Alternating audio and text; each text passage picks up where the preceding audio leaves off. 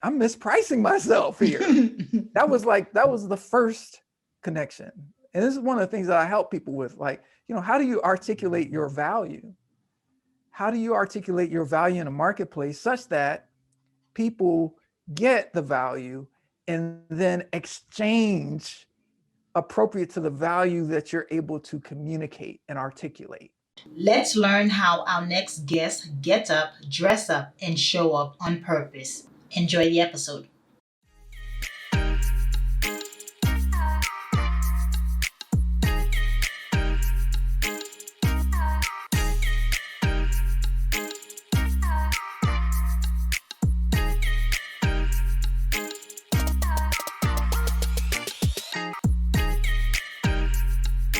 A morning enthusiast, welcome to the Best Morning Routine Ever podcast. I am your host, Looney Lewis, and today I have an amazing man I'm bringing to the show. You've already heard him speaking, but right now I want to, he doesn't need an introduction, but let me tell you, he is a music producer, composer, and he is one of a kind. He has worked with people like Nicki Minaj, Katy Perry, Snoop Dogg, and many, many more. He also produced and composes for some of the most famous films and TV shows. And Marcus is, an all around well rounded individual. And so, with no further ado, Marcus, welcome to the show.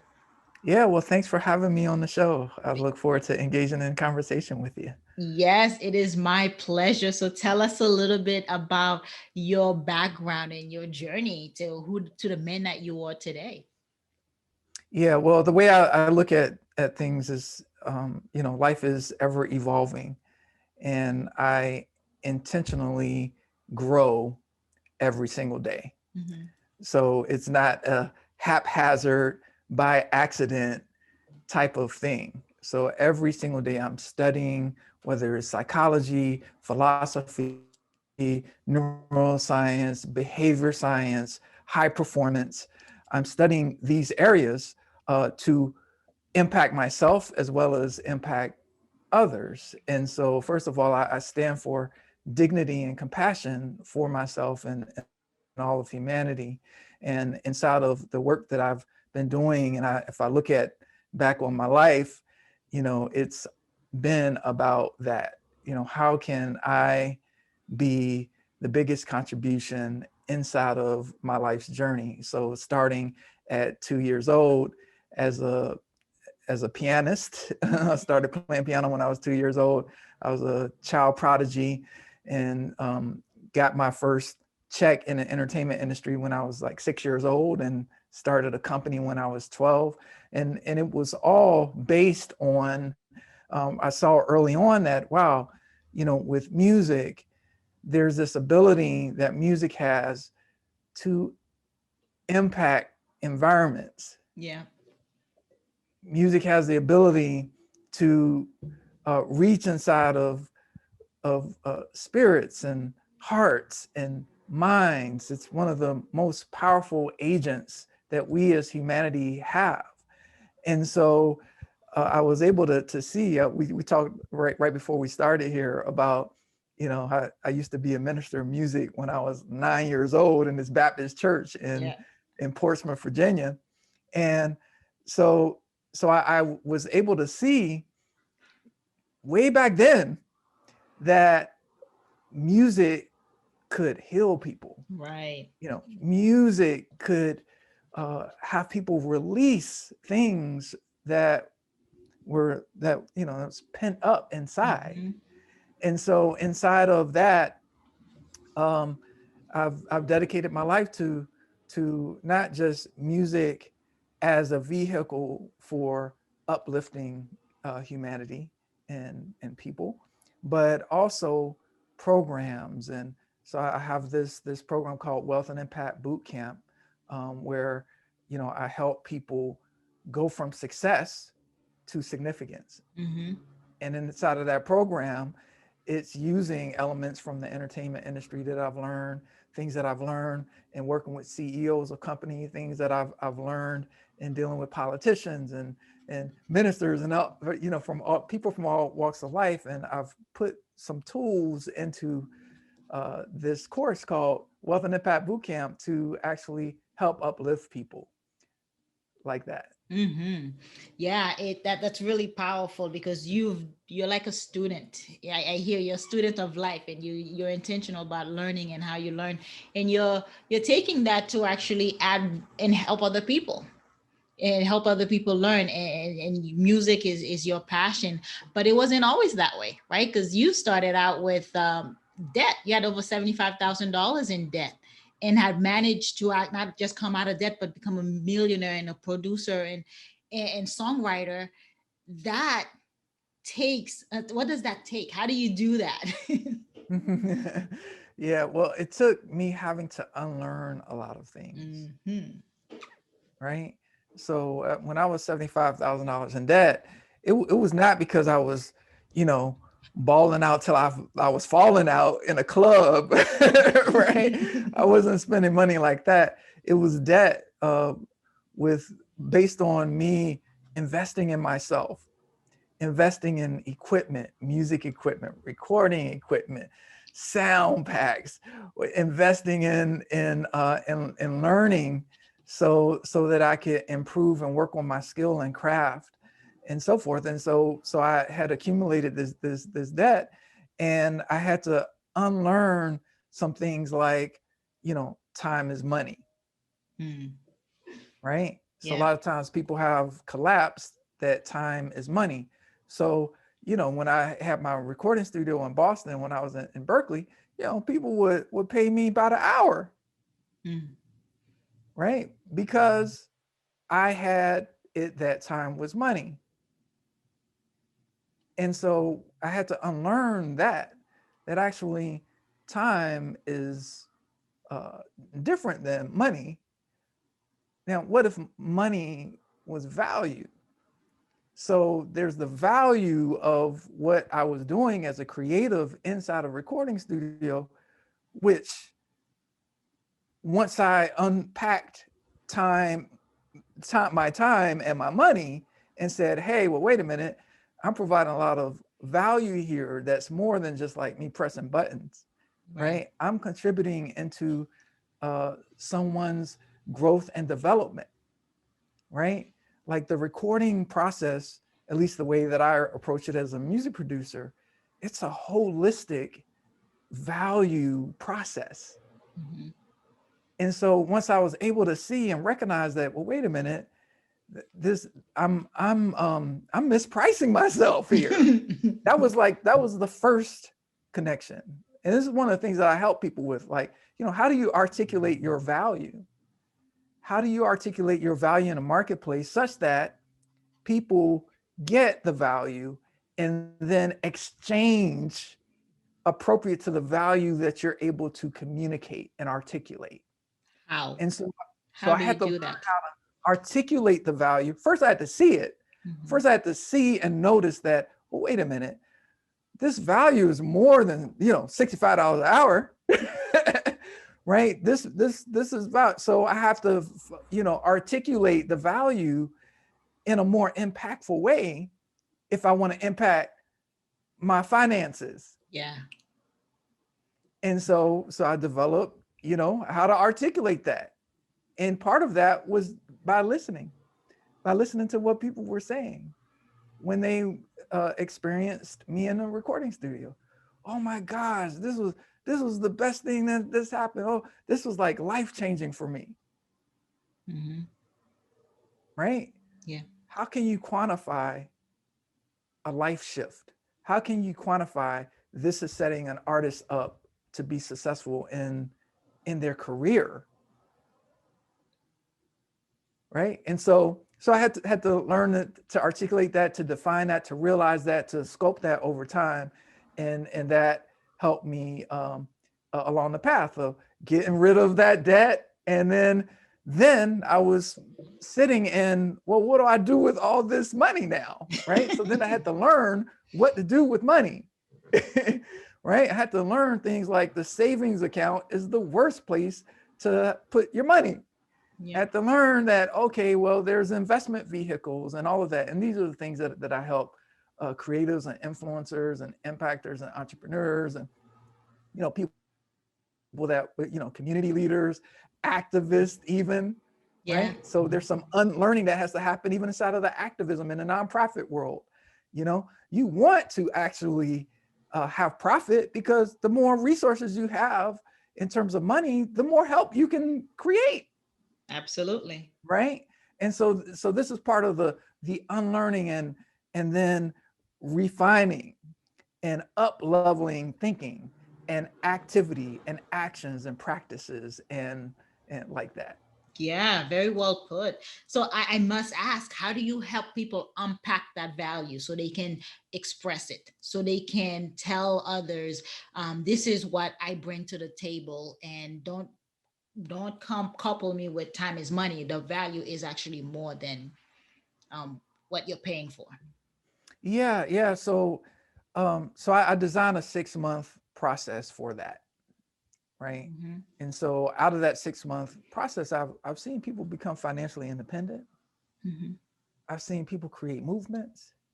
I've seen people start businesses. I've seen people quit their 9 to 5. I've seen all types of things, with inside of the program. And so one of the one of the narratives that that exists out there is like, oh, get rich quick, right? Yeah. All of that. Well, actually, get rich long. Right. Long term. Right? Get rich long, because what happens is it's the accumulation over time. It's using concepts like compounding, Mm-hmm. right? That actually build wealth. And so there's a 6-month program that I designed to help usher people into a future that they create for themselves, that they create for themselves, that they create for their families, that they create for their communities, and ultimately, it really it uplifts people. Yeah. The compounding interest. I agree with you. Savings is the worst place. That's where your money goes and just becomes stagnant. It doesn't grow very much. So you got to think about way to diversify your profile, your investment Yeah, profile. there's all all kinds of vehicles for having the money work for you, Hmm. right? I like to have my money work for me. Yeah. I want my money to work harder than I work, For real. Yeah. right? And but you gotta learn how to train your money. And Mhm. so so I've developed a skill set through reading, through studying, through conversations with billionaires and centimillionaires and mentors and all of that. And so I had to really go deep, examine my own beliefs around money, my own threshold and capacity, and all these types of things are things that I like to support people with, like breaking through those self-imposed barriers. And some of the barriers are not self-imposed. Some of the barriers are given to us by our parents. They are at a very young age.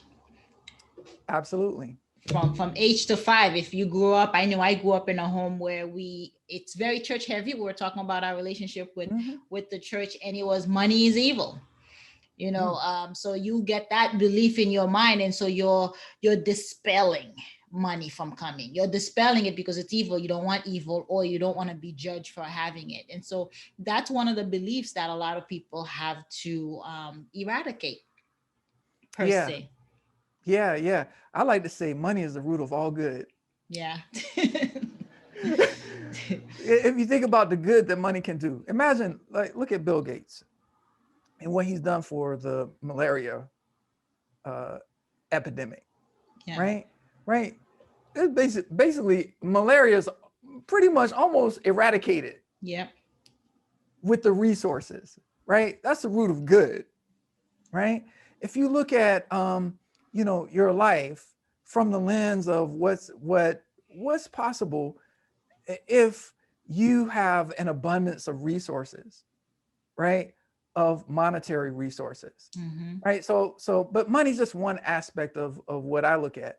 Like, I look at wealth. You know, wealth is a bigger context than just money. Money's easy, actually. It's easy to make money. Hmm. it's easy to grow money if you have the tools and the distinctions around money. A lot of people don't understand what money is, how it works, and how to make it work. Yeah. And so I, so that's kind of where I come in at one aspect, Yeah. and there are other aspects too, like, increasing your visibility in the marketplace, right? So that people know the help that you are, the value that you are for, the help that you can be for people. And then Yeah. once people get the help that you can be for people, then, and you're able to articulate that well, then people will want to exchange money with you. People want to join your projects. People want to get involved in the things that you care about. You'll be able to impact the things that you want to care about based on your articulation of your own understanding of value and how all that works. Yeah. What is his name? Earl Nightingale says our reward in life will always be an exact proportion to our contribution, which is our service, right? So we gotta, I love that you said we gotta bring out what, let people be the visibility. What do we do? Who we are. We gotta let the world know what we serve, what we provide, what services that we do offer, so that they can raise their hand and says, I want that. I need that. I want you to touch a little bit, Marcus, on the influence that passive income has on wealth, the importance of it. Yeah, well, there's not really a such thing as passive income. Boom. Okay. So all income requires some maintenance. Now, whether that's you maintaining it or you have structures and people in place that's maintaining it and growing it. So there's maintaining it, then there's like growing and expanding it. But it's not passive. So that's another false narrative that, I'm gonna sit here and all this revenue is gonna come to me from, okay, let's take real estate for example, right? So let's say you have a bunch of properties and you're getting, rents are coming in, that rental income is coming in, and that's more than your expenses, right? Your expenses are low and the rental income is higher than your expenses. Now you're basically, they call that, you have this passive income stream. Well, wait a minute. Well, if a toilet breaks, right? If there's some problem with the building, is it passive anymore?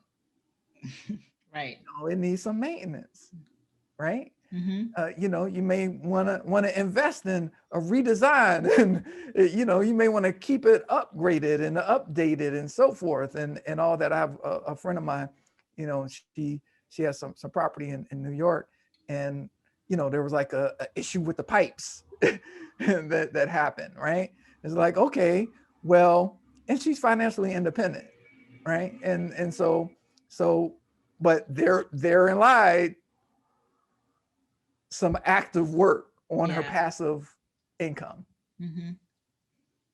Now, she wasn't doing the pipes, but she had to organize the person to come in and all of that. And if it wasn't her, then it would be a property manager. And if it wasn't a property manager, it would be someone else supporting, right? But still, she has to be plugged into that. If you have a property manager, you still have to watch, you have to actively be eyes on your property manager and what's happening with that passive income stream. Right. I put passive in quotes. Yeah. It's not trading time for money at that time frame, right? It's no longer trading time for money. So you think being a business owner, and especially if a solopreneur, you're providing a service, you're getting paid for that hour, for that time spent with people. But with the notion of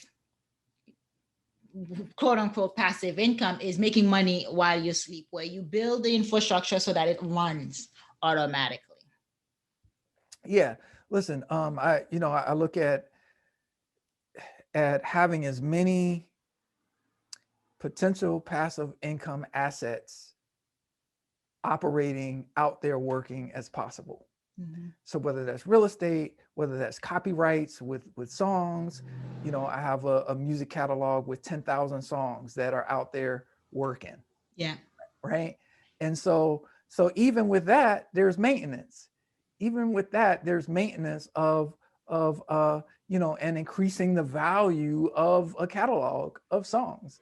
It's like, okay, well, how else can this song be used? Can this be given to YouTubers? Can this song be, used in film? And Yeah. can this be used in television? So even inside of like, you have a great song, how can you expand that value? Now, there's someone that I have in place that is working that and working the catalog and supporting, the 450 recording artists that are part of that entity. But it requires maintenance. It requires some activity. And so, yeah, so I believe in all the different kinds of passive revenue. And then there's, cryptocurrencies and so forth. I was fortunate to be able to identify the opportunity there early enough to become knowledgeable about that. And one of my business partners is one of the foremost experts in the blockchain and cryptocurrencies and so forth. So there's a world of that. And these things that I learned, so my life, as I'm living my life, I am taking those learnings and putting it into programs Right. for others, right? As I discover, I like to share, because the best way to learn something after you have done something is to help others with that same thing. Right. Pass the torch, pass the knowledge. Yeah, pass the knowledge, because then they can pass the knowledge to their families, right? Yeah. So that this is how to create impact through a rippling effect, right? My discovering something for myself and then sharing it with others so that they can discover it for themselves, and then they spread it. It's kind of, I was listening to this one minister. So it was funny. This conversation is about men, so there's this minister, he talked about I think it was Rick Warren maybe, and he talked about, I did it, you watch me do it, you do it, I watch you do it, you do it. Right? So if we look at that, all right, so I believe in that. So I've accomplished something, right? I've figured something out.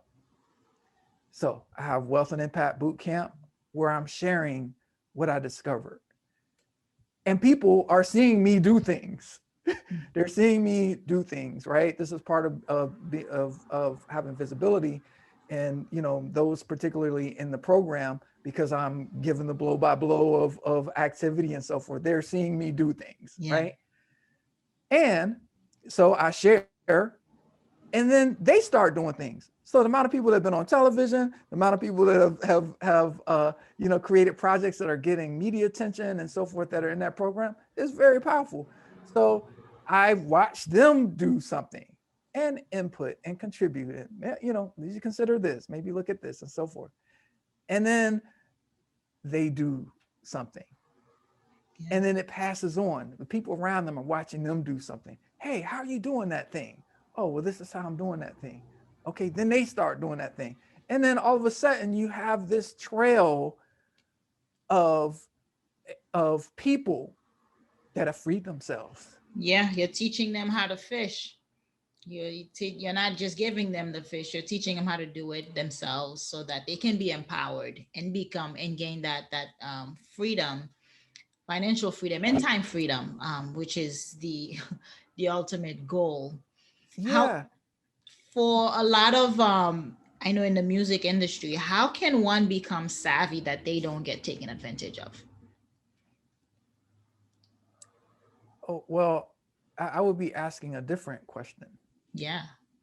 right? Because, you know, it when you look at dealings with other humans, right? It's just like, whether you're in the music industry, whether you're at a doctor's office, whether you're at a dentist's office, right? Whether you're at a grocery store and the price is marked too high, or you perceive the price being too high, right? Yeah. Is that being taken advantage of? Well, okay, let's look at the pandemic, right? All of a sudden, masks were scarce, Mm-hmm. right? Uh, Sanitation supplies were scarce. Well, when scarcity happens, what happens? The value of that thing increases. So you got people selling $20 bottles of alcohol, right? For sanitation, right? $20 for a bottle of alcohol that you would pay $3 for, Mm-hmm. right? And so there's what is it that you are committing yourself to? There's developing relationships of trust, which can only be tested over time, Mm-hmm. right? There's understanding, where inside of yourself do you do where do you sit in relationship to interacting with systems that are designed to do what it does, which sometimes is, um, you know, not be transparent, right? Mm-hmm. And so systems do what they're designed to do. So as someone that interacts with a system that that doesn't pay out all that it should, and the way that the game is designed, right, or articulated, because there's the way the game is designed, but then there's the way the game is articulated for people to participate in the game, Mm-hmm. right? And so the deeper I've gotten inside of the game of the entertainment industry, using this as an analogy metaphor, right? As the deeper I've gotten into the game of the entertainment industry, the more that I see its design. And so as someone that looks at the designs of systems, there are two things that you can do when you see that the design of a system is inequitable. You can either look at creating change inside of that system, right? Which is one of the things that I'm up to. Mm-hmm. Or you can create a new system, right? Yeah. You can create something that is built with equity inside of it. So you can fix a system, repair or upgrade a system, or you can create another system, just like what has happened with cryptocurrencies. So if I'm transferring money to, a friend of mine in Spain, or somebody that works for me in Spain, okay, that money changes 20 hands before it reaches the person. Percentage here, percentage there, percent. Blockchain technology, this is a new system. Change one hand, right? Cut out 20 jobs right there, Mm-hmm. in order to deliver an exchange of value, money, like that. And so in terms of, someone's feeling of being taken advantage of, or something like that inside of a system, it's like, okay, um, now what are you gonna do? So you've been taken advantage of. That's one way to look at it. The way I look at it is, thank you. Thank you for showing me the lessons. Thank you for showing me this area that I had a blind spot in. Thank you for allowing me this opportunity to grow within myself like that. I've had songs, taken and it's gone on to be successful. I didn't get credit for. Thank you for showing me what is necessary in order to protect my intellectual property. Yeah. Right? Like these are lessons. So we can be victims or we can be victors, right? Yeah. We can be subject to, or we could be using a situation as a subject for. And I choose to look at situations as a subject for growth, a subject for expansion, like that. And that's all a mindset thing. And Yeah. then also, in addition to that, is the more good you put out in the world, the more good comes to you. It kind of happens that way. And those inside of the system that are up to doing things that are empowering and all of that, we find each other, Yeah. right? It's And then true. we transact with each other, and then we do things together like that. Yeah.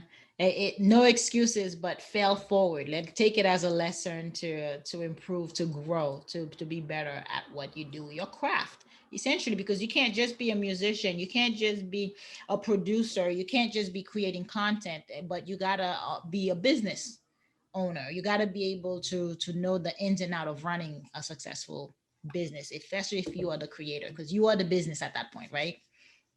Well, you don't have to, but you have to at least have someone that is watching it for you, Yeah. You gotta right? you gotta understand it enough.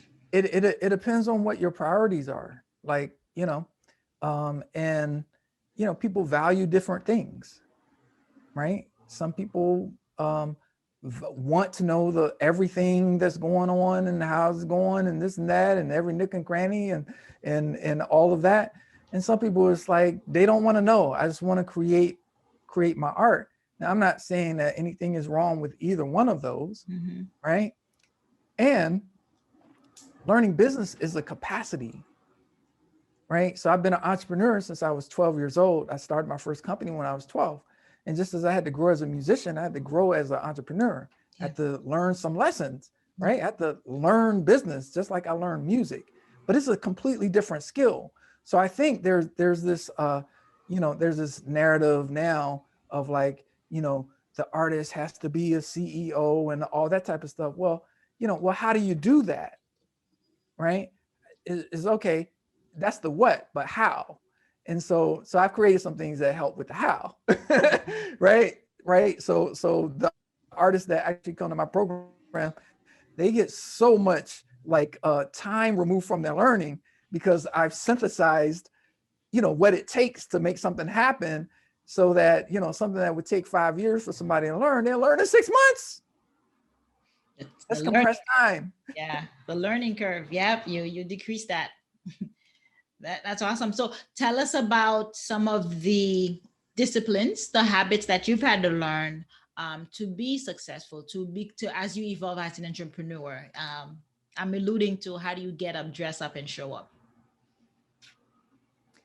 Yeah. So the first thing is that I've experimented with a lot of things, right?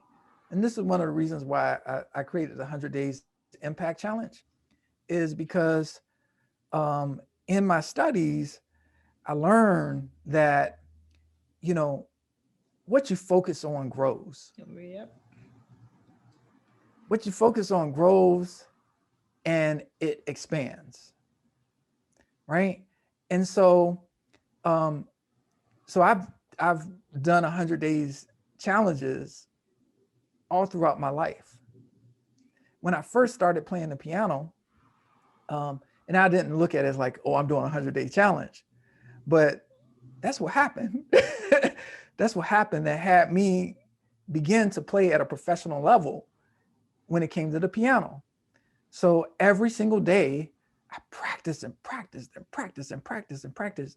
During this summer, when I was 12 years old, I was practicing every single day for like over 8 hours a day. They had to drag me off the piano to eat, to whatever, right? I was so excited and focused on it that my abilities on the piano grew in those summer months, to the point where when the fall came, I was playing professionally and hiring my teachers, Mm-hmm.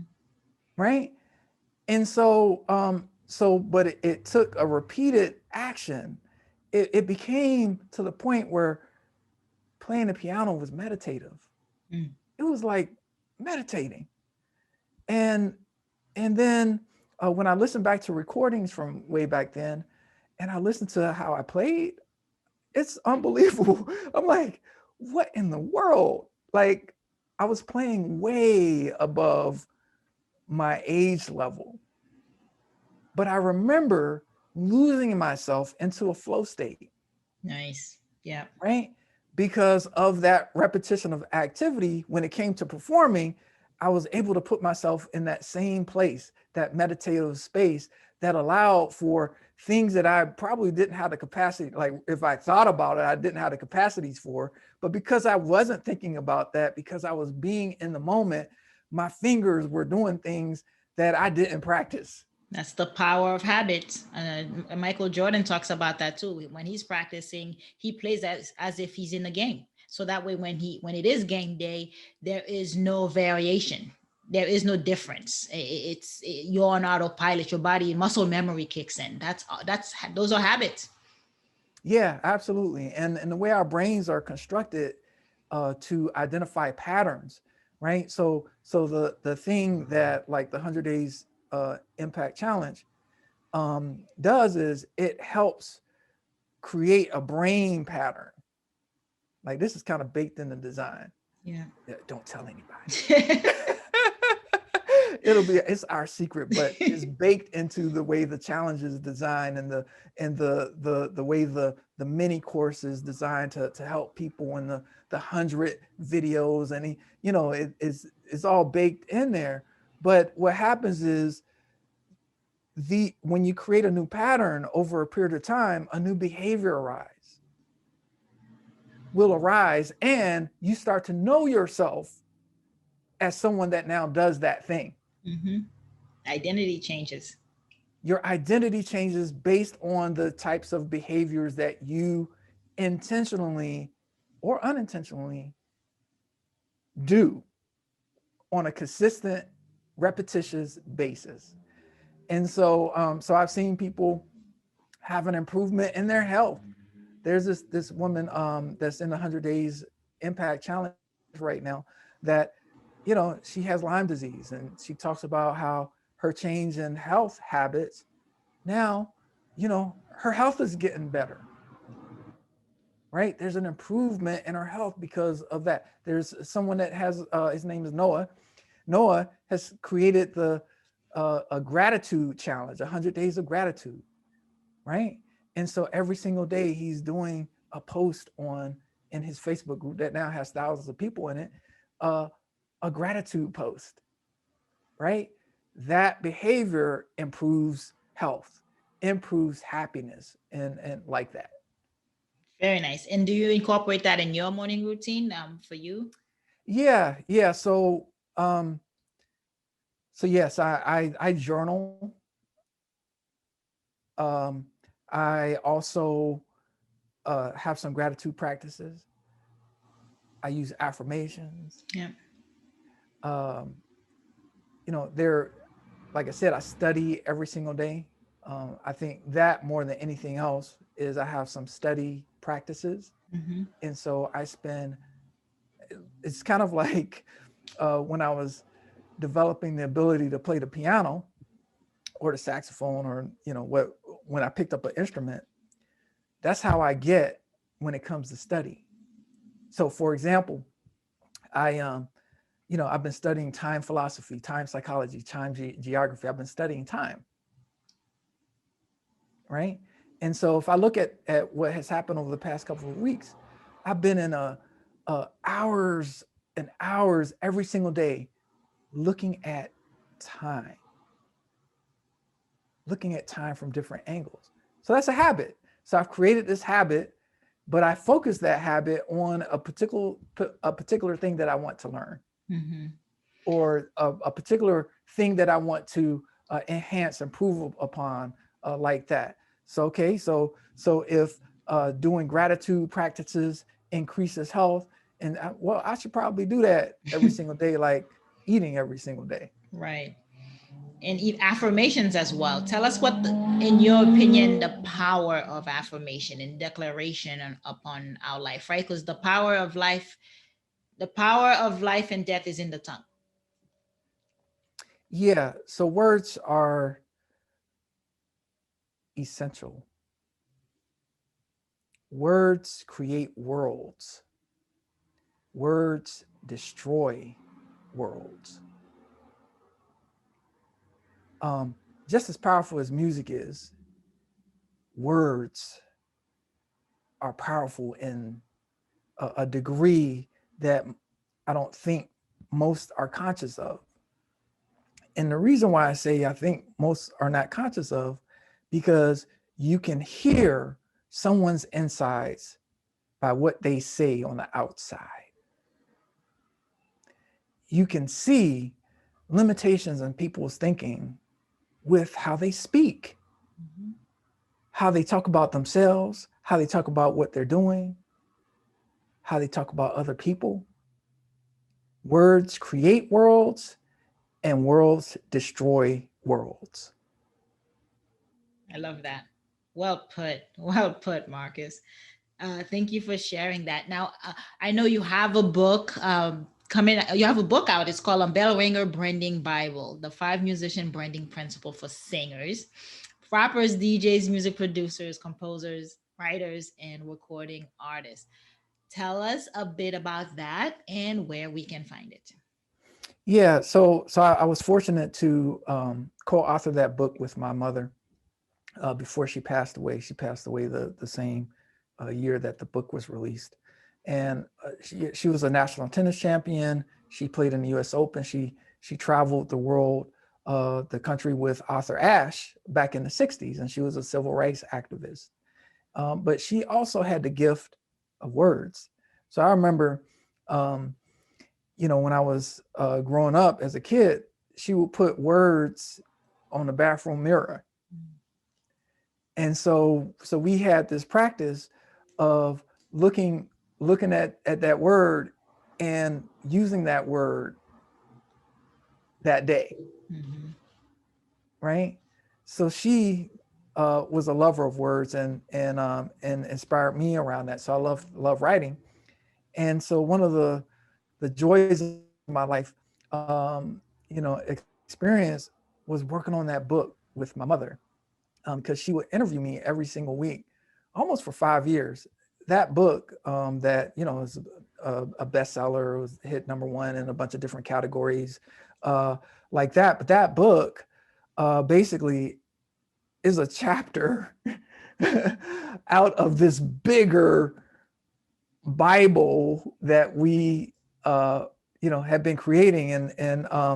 And this is basically, don't get me wrong when I say chapter, the book that it comes from is like 1,000 pages.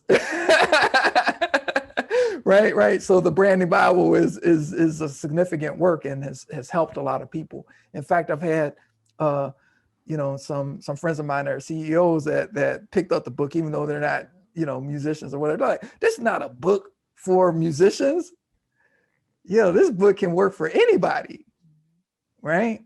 And so, because music can be used as a metaphor, if you look at it that way, and you can learn a lot from metaphors, because we, live our lives through metaphor. So so the Bell Ringer Branding Bible is that work, and I it's the access point to thinking. It's an access point to thinking about your career, access point to kind of orchestrating some systems to be able to thrive in the music industry. Very nice. And where can we find it? Oh, you can go to Amazon. Mm-hmm. It's available there, the Bell Ringer Branding Bible. Very nice. How can we connect with you, Marcus? Yeah, the best way to connect with me is to join the 100 Days Impact Challenge by going to 100 Days with a Z 2021, or if you're listening to this and it's 2022, go to 100 Days with a Z 2022. If it's 2030 and you're listening to this, go to 100 Days 2030. Whenever you're listening to it, you can just go to 100 Days with a Z and then put whatever year that is that you're in, and you'll be able to access that challenge. it's $1 a day, right? So this is $100 because once you put some skin in the game around going after your aims, then you've already set yourself up to take a step that you haven't taken before. So we found that is the case, that once you put an investment in yourself, then it impacts everything that you do for others as well. And so the 100 Days Impact Challenge is that opportunity for me to interact with people. And that really is the best place. And there's an inner circle inside of the 100 Days Challenge where we bring on special guests. And so I've had Olympic athletes, I've had pop stars on there, I've had people that have specialized knowledge, I've had famous doctors and high performance experts and so forth come into that inner circle and share their specialized knowledge. So there's a humongous amount of value inside the 100 Days Challenge. So if someone goes to the 100 Days Impact Challenge, make sure you sign up for the inner circle, and then we'll be able to interact inside of that group. Fantastic. I really appreciate what you shared with us today, and the journey to gain financial freedom, but most important, wealth, and the well-rounded, and how to be a student of life. Marcus, that was really insightful, and learning and being able to pass that forward, pass that torch forward. And so thank you so much for your time this morning. I really appreciate having you on. Yeah, well, thanks for having me on and engaging in a conversation which, we both aim to add value to audiences, right? Yeah. We both aim to create something that that makes a difference for people's lives, and that's what my life is about. And I can see that's what your life is about.